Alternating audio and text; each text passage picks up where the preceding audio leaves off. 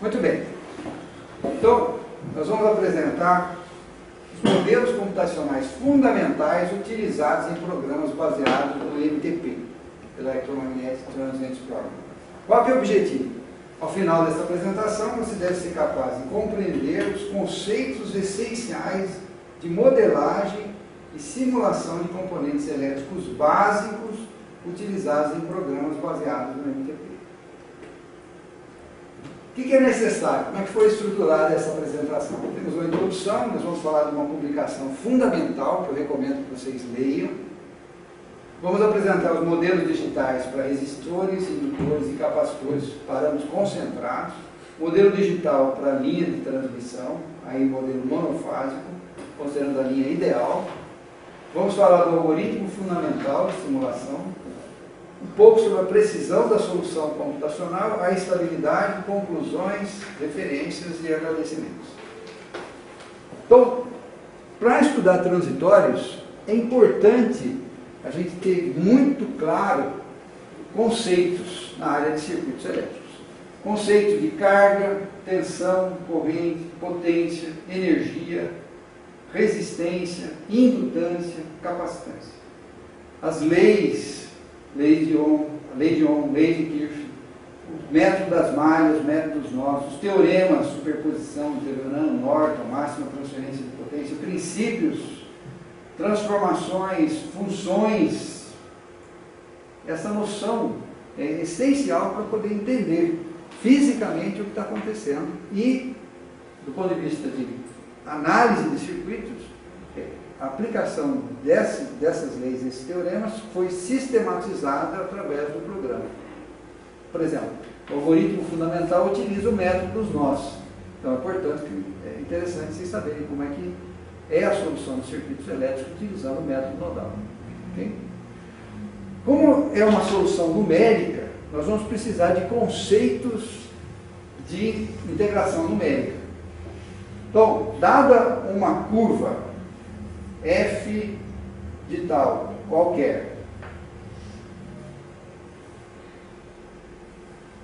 a integração, utilizando, por exemplo, o método de Becker-Euler, que é calcular a integral dessa função, por exemplo, no intervalo de t menos delta t até t, é calcular a área embaixo da curva.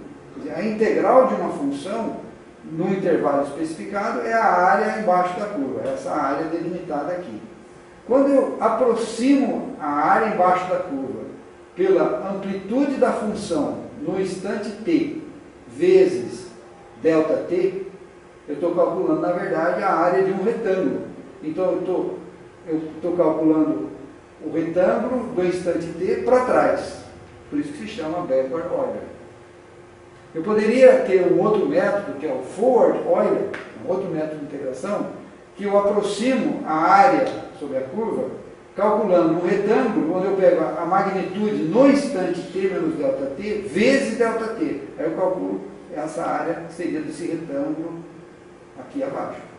Vocês notem que eu cometo um erro quando eu aproximo a área sobre a curva utilizando o método de Becker-Euler, certo? Esse erro é tanto menor quanto menor for o ΔT. Então, se eu reduzir o ΔT, que é esse passo de integração, esse retângulo vai ficando cada vez menor, e o meu erro aqui na integração fica também menor. Tá certo? Aqui estou exagerando o passo de integração só para mostrar o conceito. Agora, nós podemos usar um método de integração trapezoidal. Esse é o método utilizado em programas baseados no MTP. O que diz o método de integração trapezoidal? Eu aproximo a integral de uma função no tempo, no intervalo de t menos delta t até t, de t menos delta t até t, ou seja, eu aproximo essa área abaixo da curva azul nesse intervalo aqui, não por um retângulo, mas por um trapézio. Então, a área, usando a aproximação dessa integral de t menos delta t até t da função f de tal, é aproximadamente igual a o valor da função no instante t menos ΔT, base menor, mais base maior, vezes altura, dividido por 2. Tá certo? Então, eu vou discretizar equações íntegro-diferenciais. E, portanto, eu vou precisar utilizar o método de integração numérica. O que foi escolhido para ser utilizado no MTP foi o método trapezoidal. Nós vamos ver por quê. Fica mais ou menos óbvio, quando a gente olha aqui, qual é o erro que eu cometo ao calcular a área dessa curva nesse intervalo de t menos ΔT até t. É essa areazinha branca aqui. Esse erro é muito menor do que o anterior. Esse erro aqui, quando eu utilizo o método de backward, tá certo? Então, por observação, eu já posso afirmar que o método de integração trapezoidal é mais preciso do que o método de backward. Se você considerar que você tem o mesmo número de intervalos nos dois casos. Estou assumindo que o passo é constante. Porque o critério que você usa também pode ser o de esforço computacional total. Perfeito. No meu caso, ou no nosso caso, nós estamos preocupados com a precisão da resposta e a estabilidade da resposta. E a hipótese que eu faço é que eu defino um passo de integração que é constante ao longo de toda a simulação. Então, não vou variar o passo. O passo é o mesmo. Ok? Então, método de integração trapezoidal. Existem outros métodos, como eu citei, o método de Forward-Euler. Esse método, ele aproxima a área sobre a curva pelo valor da função no instante t menos ΔT vezes ΔT.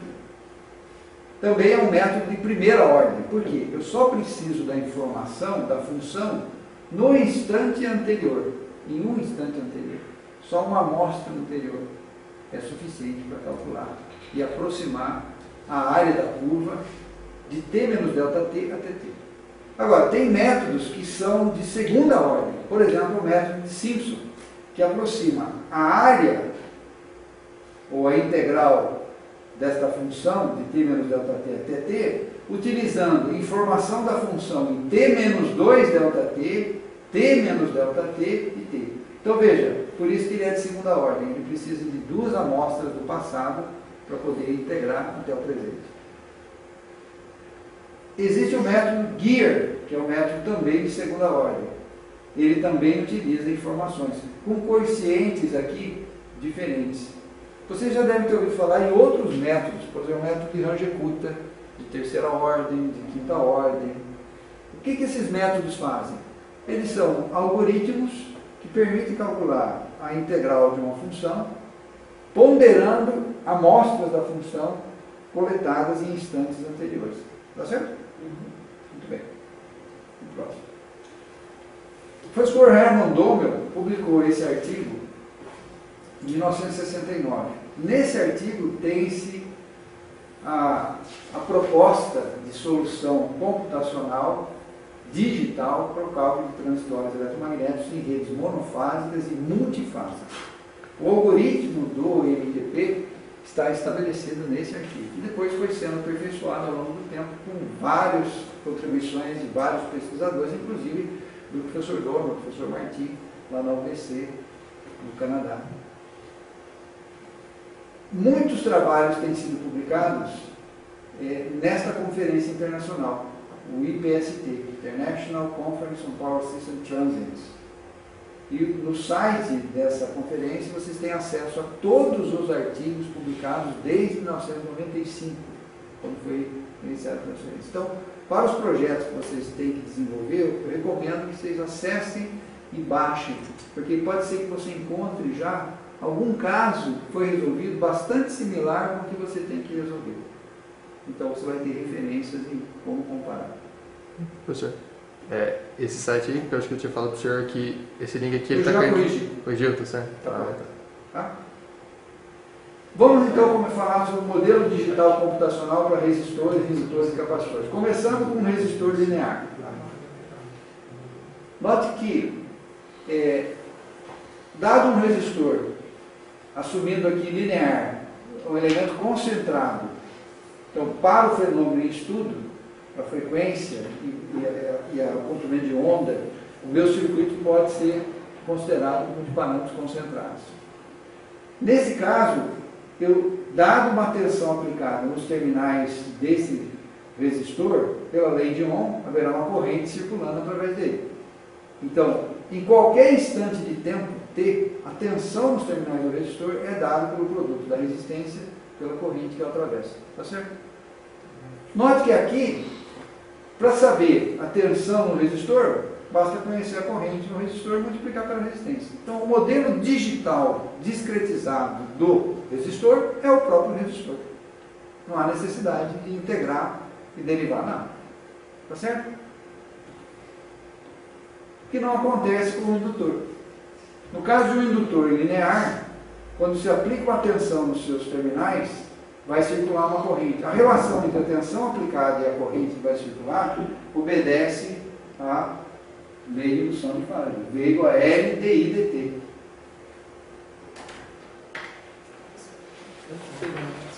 Seja bem-vindo. Então aqui surge a derivada. O que nós podemos fazer para discretizar essa equação diferencial? Se a gente multiplicar o dt para cá, vai ficar v de t vezes dt. É igual a L vezes a diferencial de I.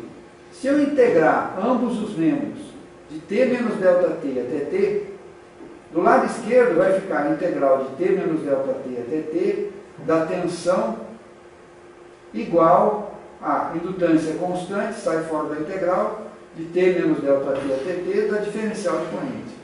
Ora, a integral de uma função qualquer pode ser calculada numericamente usando o método trapezoidal, que diz a integral da função no intervalo de t menos ΔT até t é o valor numérico da função no instante t menos ΔT mais o valor numérico da função no instante t vezes ΔT sobre 2. Ou seja, a área de um trapézio. Lembra daquela forma? Base menor mais base maior vezes a altura dividido por 2. Então eu eliminei a necessidade de calcular a integral. Eu estou aproximando. Então há sempre um erro. E está associado, inclusive, à escolha do passo de integração, que a gente faz logo no início da simulação. Quando eu escolho o passo de integração, eu já estou definindo a minha capacidade de enxergar os meus transitórios até uma certa banda de frequência. Do lado direito eu tenho a integral de uma diferencial, integral de DI. Integral de dx é x. Integral de DI é I. I no limite superior menos I no limite inferior.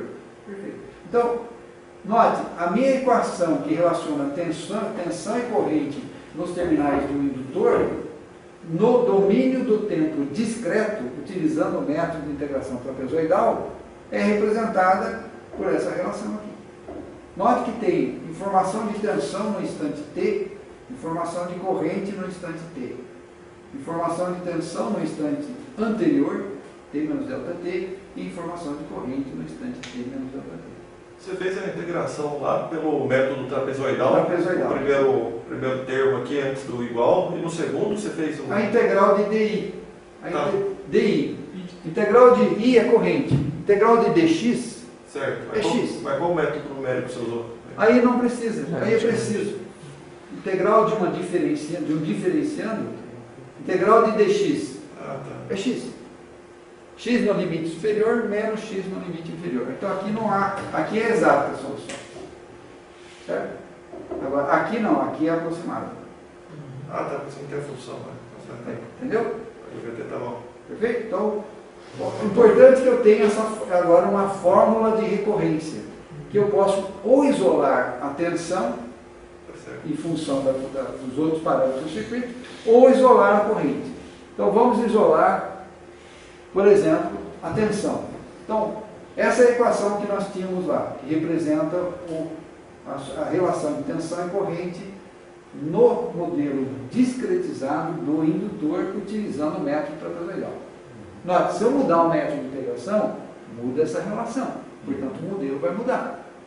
Então, no método trapezoidal, eu posso, por exemplo, tentar isolar o V de T. Eu passo 2 para cá, fica 2L, passo o ΔT para o outro lado, fica 2L sobre ΔT, multiplicado por I de T, menos 2L sobre ΔT, multiplicado por I de T menos ΔT. Isolando o V de T, passando esse V de T menos ΔT do outro lado, vai ficar 2L sobre ΔT vezes I de T, mais, entre colchetes, menos 2L sobre ΔT, I de T menos ΔT, e o menos V de T menos ΔT que veio para cá e ficou com sinal negativo. Note que nessa expressão, aqui é a tensão no instante T, aqui é corrente no instante T, somado a essa expressão que está entre colchetes, que tem informação da corrente no instante anterior e da tensão no instante anterior. Portanto, é passado, é história. Eu já conheço, isso é número. O que eu não conheço é a corrente no instante T e a tensão no instante T.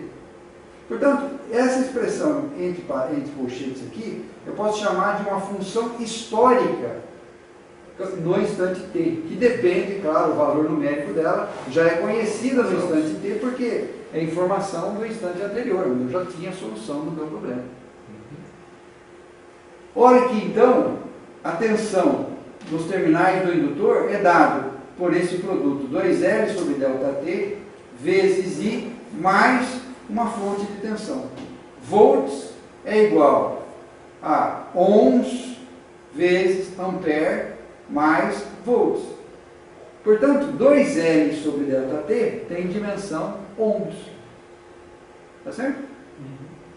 Então, isso é como se eu estivesse trocando o meu indutor por um resistor de valor numérico, 2 vezes L dividido por ΔT, ohms, em série com uma fonte de tensão de valor tantos volts, calculado usando essa expressão aqui. Então, a fonte histórica é menos 2L sobre ΔT, I de T menos ΔT, menos V de T menos ΔT. Está claro? Veja, eu criei um modelo digital para o indutor. O que é esse modelo? Uma fonte de tensão conhecida, tantos volts, em série com um resistor de valor constante. Qual é o valor desse resistor? 2 vezes o valor da indutância dividido pelo passo de integração ΔT. Tranquilo? Você tendo um valor inicial, você consegue então... Definido o ΔT, fornecido o valor da indutância, eu consigo construir esse modelo dentro do programa. E aí eu vou rodar a simulação. É porque você precisa de valor passado, né, que você falou, então em cada instante de tempo, eu vou calculando as tensões em todos os nós. Tendo as tensões em todos os nós, eu calculo as correntes em todos os ramos. Então eu tenho a tensão no indutor, nos terminais do indutor, e tenho a corrente no indutor, do instante anterior, quando eu vou calcular do instante atual. Então eu parto de uma condição inicial, por exemplo, que eu posso dizer é zero, condição inicial nula, não tem corrente nenhuma, e aí eu começo a resolvendo iterativamente essa solução, iterativamente essa solução de passos de ΔT em ΔT, não há aproximação, a solução é direta e é bastante precisa, assumindo uma boa escolha do seu passo de integração. Teria que ser bem pequeno, né? Para dar um menor... Essa é uma boa pergunta. O quão pequeno deve ser o ΔT? E a melhor resposta é: depende. Depende. De qual o fenômeno que você está estudando. Ok? Nós podemos, assim como a gente pegou essa expressão e isolou a tensão, construímos um modelo que é uma resistência em série com uma fonte de tensão, nós podemos isolar a corrente. Então, se a gente pegar essa mesma expressão, ao invés de isolar a tensão, eu vou isolar a corrente. Ou seja, eu vou passar o L para cá dividindo, vai ficar ΔT sobre 2L, está vendo? O L veio para cá dividindo, é igual a I de T menos I de T menos ΔT. Agora eu vou isolar esse I, eu passo isso daqui, ó, do outro lado. Então vai ficar, o I de T vai ser igual ΔT sobre 2L vezes V de T, menos, abre colchetes, o menos I de T menos ΔT, menos ΔT sobre 2L, V de T menos ΔT. Agora, mas por que você pôs menos aqui e menos? Não pode ser mais e mais aqui? Nós vamos compreender já. Nós tivemos antes um modelo do indutor, modelo digital do indutor no método trapezoidal, que era uma fonte de tensão em série com uma resistência digital. Eu posso ter o modelo digital do indutor, usando o método trapezoidal, que é uma fonte de corrente em paralelo com o resistor. Então, a conversão entre fonte de tensão em série com o resistor e fonte de corrente em paralelo com o resistor, todos nós sabemos fazer. E eu tenho que respeitar as polaridades quando eu faço essa conversão. Para que a fonte histórica reflita isso, a gente mantém da mesma forma. A fonte histórica anterior não era menos e menos o sinal? Olha lá. Ó, a fonte histórica usava o negativo aqui. Então a gente está mantendo o mesmo. Para manter o mesmo negativo aqui, eu tenho que pôr o negativo fora. Por quê? Quando isso aqui sai daqui negativo, ele vai para lá e fica positivo. Então ele está positivo. Ó, menos com menos dá mais. Tá certo? Então eu apenas mantive a coerência com a dedução que eu tinha anteriormente. E agora, o que eu tenho? A corrente que vai atravessar o indutor digital é uma condutância. Por que condutância? Porque a resistência era 2L sobre ΔT. Aqui é ΔT sobre 2L, que é o inverso da resistência. Uma condutância vezes uma tensão. Então isso é Siemens vezes volts da ampere. Menos a corrente histórica. Tá certo?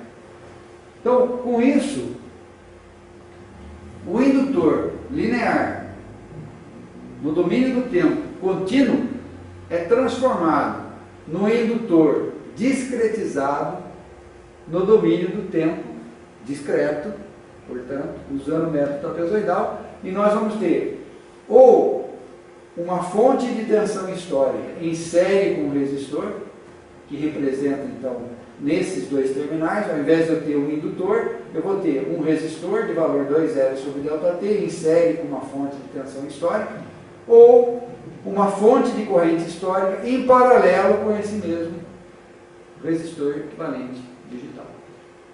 Então veja, o que o programa do MTP faz? Transforma todos os indutores em resistência em paralelo com fonte de corrente. Todos os capacitores em resistência em paralelo com fonte de corrente. Aí o circuito fica algébrico. Solução direta. Só que em cada instante de tempo eu tenho que calcular a solução. Então, conhecida a solução no instante t igual a zero, condição inicial, eu calculo a solução no instante, primeiro instante, ΔT, usando a informação do instante anterior. Conhecida a solução no instante ΔT, para calcular no instante 2ΔT, eu uso a informação do instante ΔT. Conhecido no instante ΔT, para calcular no instante 3ΔT, eu uso a informação do instante 2ΔT. E assim eu vou tendo solução ponto a ponto para o cálculo de todas as tensões em todos os nós do meu circuito. Se eu conhecer a tensão em todos os nós do circuito, eu consigo calcular a tensão nos ramos, que é a diferença de potencial entre os dois nós. Se eu tenho a tensão em todos os ramos, eu calculo a corrente através do ramo. Se eu tenho a tensão, tenho a corrente, eu calculo a potência. Se eu tenho a potência, eu posso calcular a energia que está sendo dissipada na rede. Então eu calculo as principais grandezas que interessam no cálculo de transitórios eletromagnéticos. Está envolvido com sobretensões instantâneas, sobrecorrentes, dissipação de potência e energia dos elementos do circuito, ao longo do tempo. É isso que a gente estuda, por exemplo, quando você vê a propagação de sobretensões devido à descarga atmosférica, né? Ou como é que é o comportamento quando acontece uma falta no sistema elétrico, e as variações instantâneas de corrente que vão acontecer e que vão sensibilizar a proteção para poder atuar nos disjuntores e desenergizar o circuito. Mostramos para o... Então, a gente chama isso, o professor Marti adota essa polaridade, esse sentido, essa polaridade de sentido, fonte de tensão para cima aqui, fonte de corrente para cima aqui. Esse I é esse V dividido por R. Na conversão de fonte de tensão em série com resistência, o I é o V, o E aqui, dividido por R. Dá esse I. E esse R aqui é o mesmo desse. Se for fazer o contrário, para calcular o valor dessa fonte histórica é R vezes I. Dá esse aqui. Se a corrente está para cima, a polaridade da tensão é para cima. No paper do professor Douglas, vocês vão observar que ele adotou essa fonte de corrente para baixo. Aí não dá essa equivalência direta do Norton para o Thevenin, do Thevenin para o Norton digital. Entendeu? Porque a gente mudou para cima. Só para ter uma coerência com a análise de circuitos que vocês já conhecem, conversão de fontes. Observe então, se nós tivermos um capacitor, agora chegou na área que você gosta. Esse capacitor, nós estamos assumindo como parâmetros concentrados. Se parâmetros concentrados, a relação entre tensão e corrente nos seus terminais é dada por essa expressão aqui, I igual a C dV dt. Por quê? Q é igual a C vezes V. dQ dt é I, então I igual a C dV dt. Tá certo? Muito bem. Da mesma forma que nós fizemos com o indutor, eu passo o dt para cá, vai ficar I de T vezes dt. É igual a C vezes a diferencial de V, C dV. Se eu integrar em ambos os lados de T menos ΔT até T, o C é constante, ele sai fora da integral, vai ficar do lado direito a integral da diferencial de V. Integral de dV, V. V no limite superior, V de T, menos V no limite inferior, V de T menos ΔT. E aqui eu tenho a integral de uma função, que eu não sei qual função é. Mas no método trapezoidal, basta que eu saiba o valor da função no instante t menos ΔT, o valor da função que eu quero calcular no instante t, qual é o passo de integração. Então, a área sobre a curva é aproximada pela área de um trapézio, que é base menor mais base maior vezes a altura dividido por 2. A partir desta expressão, nós podemos isolar a tensão, passando o C para cá, vai ficar ΔT sobre 2C vezes I de T, mais ΔT sobre 2C I de T menos ΔT, e esse menos V de T menos ΔT vai para lá, fica mais V de T menos ΔT. Observe aqui, e é importante você notar, que no modelo do indutor, quando eu isolava a tensão, ficava 2L sobre ΔT. No capacitor fica ΔT sobre 2C. Se isso é volts, isso é ampere, isso tem que ser ohms. Portanto, isso representa ΔT sobre 2C, é o valor de um resistor digital equivalente ao capacitor de capacitância C, quando você usa um passo de integração ΔT. Tá certo? Mais a fonte histórica. Mais a fonte histórica que traz a informação de tensão e corrente no capacitor no instante anterior. Esse, então, é o modelo digital, discretizado, portanto, de Thevenin, usando o método trapezoidal para o capacitor. Se eu usar o Becker-Euler, é outro modelo. Sim. Posso fazer a mesma coisa se eu isolar a corrente. Isolando a corrente aqui, ó, 2 vezes C dá 2C sobre ΔT, passa esse I de T menos ΔT para o outro lado. Então, a corrente, através do capacitor, é 2C sobre ΔT vezes V de T, menos uma função histórica que representa a corrente no instante T menos ΔT no capacitor. Ou seja, é função da tensão e da corrente no instante anterior. De novo, se isso é ampere, isso aqui é condutância. G, Siemens, vezes volts para dar ampere menos ampere.